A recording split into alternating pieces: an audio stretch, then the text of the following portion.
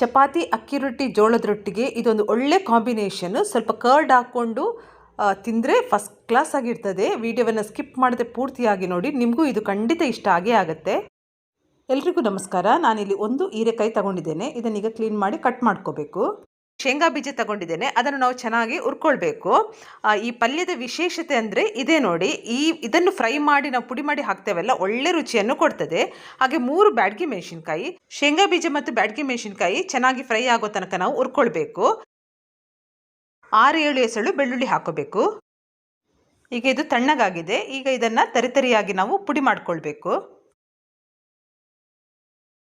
ಇಲ್ಲಿ ಒಗ್ಗರಣೆಗೆ ಕೊಬ್ಬರಿ ಎಣ್ಣೆ ಹಾಕ್ಕೊಳ್ತಾ ಇದ್ದೇನೆ. ಕೊಬ್ಬರಿ ಎಣ್ಣೆ ಬಿಸಿ ಆಗಿದ ತಕ್ಷಣ 1 ಸ್ಪೂನು ಸಾಸಿವೆ ಹಾಕ್ಕೊಳ್ತಾ ಇದ್ದೇನೆ. ಹಾಗೆ 1 ಸ್ಪೂನು ಜೀರಿಗೆ, 1.5 ಸ್ಪೂನು ಉದ್ದಿನಬೇಳೆ, 1 ಸ್ಪೂನು ಕಡಲೆಬೇಳೆ. ಇದನ್ನೆಲ್ಲ ನಾವು ಚೆನ್ನಾಗಿ ಫ್ರೈ ಮಾಡ್ಕೊಳ್ಬೇಕು. ಉದ್ದಿನಬೇಳೆ, ಕಡಲೆಬೇಳೆ ಯಾವಾಗಲೂ ಕರೆಕ್ಟಾಗಿ ಫ್ರೈ ಆಗಬೇಕು. ನೋಡಿ, ಈ ರೀತಿ ಗೋಲ್ಡನ್ ಬ್ರೌನ್ ಬಂದಿದೆ. ಈಗ ಇದಕ್ಕೆ ನಾನು ಕರಿಬೇವು ಸೊಪ್ಪನ್ನು ಹಾಕ್ತಾ ಇದ್ದೇನೆ. ಕರಿಬೇವು ಸೊಪ್ಪು ಒಳ್ಳೆ ಘಮವನ್ನು ಕೊಡ್ತದೆ ಈ ಥರ ಹಾಕಿದರೆ ಪಲ್ಯಕ್ಕೆ ಎಲ್ಲ. ನೋಡಿ, ಫ್ರೈ ಆದ ನಂತರ ಕಟ್ ಮಾಡಿ ಇಟ್ಕೊಂಡಿರುವಂಥ ಹೀರೆಕಾಯನ್ನು ಇದಕ್ಕೆ ಹಾಕಿ ಕರೆಕ್ಟಾಗಿ ನಾವು ಇದನ್ನು ಮಿಕ್ಸ್ ಮಾಡ್ಕೊಳ್ಬೇಕು. ಹೀರೆಕಾಯನ್ನು ಯಾವಾಗಲೂ ಸಣ್ಣ ಸಣ್ಣದಾಗಿ ಕಟ್ ಮಾಡಿದರೆ ಬೇಗ ಬೇಯ್ತದೆ. ಜಾಸ್ತಿ ಟೈಮ್ ತಗೊಳ್ಳಲ್ಲ, ಅದು ತುಂಬ ಬೇಗ ಬೇಯ್ತದೆ. ಕರೆಕ್ಟಾಗಿ ಇದನ್ನು ಮಿಕ್ಸ್ ಮಾಡ್ಕೊಳ್ಬೇಕು.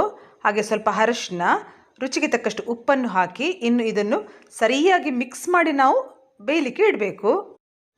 ಈ ರೀತಿ ಪಲ್ಯ ಮಾಡುವಾಗ ನಾವು ಒಗ್ಗರಣೆಯಲ್ಲಿ ಕರೆಕ್ಟಾಗಿ ಇದು ಮಿಕ್ಸ್ ಆಗಬೇಕು. ಮತ್ತು ಯಾವುದೇ ಕಾರಣಕ್ಕೂ ನೀರನ್ನು ಹಾಕಬಾರ್ದು, ಆಗ ಇದರಲ್ಲೇ ನೀರು ಬಿಡ್ತದೆ, ತುಂಬ ಚೆನ್ನಾಗಿರುತ್ತೆ.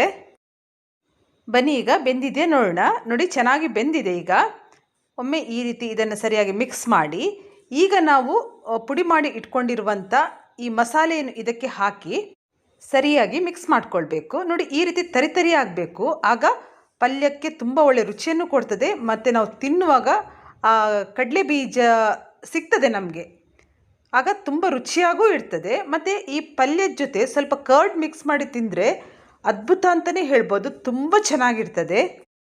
ನಾವಿದಕ್ಕೆ ನೀರು ಹಾಕ್ತೇ ಇರೋದ್ರಿಂದ ಇದನ್ನು ಈ ರೀತಿ ಸರಿಯಾಗಿ ಮಿಕ್ಸ್ ಮಾಡ್ತಾನೇ ಇರಬೇಕು. ಆಗ ಮಾತ್ರ ಇದು ಕರೆಕ್ಟಾಗಿ ಬೆಂದು ರುಚಿಕರವಾದ ಪಲ್ಯ ನಮಗೆ ರೆಡಿ ಆಗ್ತದೆ. ಇವತ್ತಿನ ಈ ಹೀರೆಕಾಯಿ ರೆಸಿಪಿ ನಿಮಗೆಲ್ರಿಗೂ ಇಷ್ಟ ಆಗಿದೆ ಅಂತ ನಾನು ಅಂದ್ಕೊಂಡಿದ್ದೇನೆ. ಇಷ್ಟ ಆದರೆ ಪ್ಲೀಸ್ ನೀವು ಕೂಡ ಇದನ್ನೊಮ್ಮೆ ಮನೆಯಲ್ಲಿ ಟ್ರೈ ಮಾಡಿ, ಇಷ್ಟಪಟ್ಟೇ ಪಡ್ತೀರಿ. ಇಷ್ಟ ಆದರೆ ಲೈಕ್ ಮಾಡಿ, ಕಮೆಂಟ್ ಮಾಡಿ, ಆದಷ್ಟು ನಿಮ್ಮ ಫ್ಯಾಮಿಲಿ ಫ್ರೆಂಡ್ಸ್ಗೆ ನನ್ನ ಯೂಟ್ಯೂಬ್ ಚಾನಲ್ ಲಿಂಕನ್ನು ಶೇರ್ ಮಾಡಿ, ನನಗೆ ಸಪೋರ್ಟ್ ಮಾಡಿ. ನೋಡಿ, ಕರೆಕ್ಟಾಗಿ ಬೆಂದಿದೆ, ರುಚಿಯಾದ ಪಲ್ಯ ರೆಡಿಯಾಗಿದೆ. ಬಿಸಿ ಬಿಸಿ ಹೀರೆಕಾಯಿ ಪಲ್ಯದೊಂದಿಗೆ ಅಕ್ಕಿ ರೊಟ್ಟಿ, ಜೋಳದ ರೊಟ್ಟಿ, ರಾಗಿ ರೊಟ್ಟಿ, ಚಪಾತಿ ಅದ್ಭುತವಾಗಿ ಇರ್ತದೆ. ನೀವು ಕೂಡ ಇದನ್ನು ಮನೆಯಲ್ಲಿ ಟ್ರೈ ಮಾಡಿ.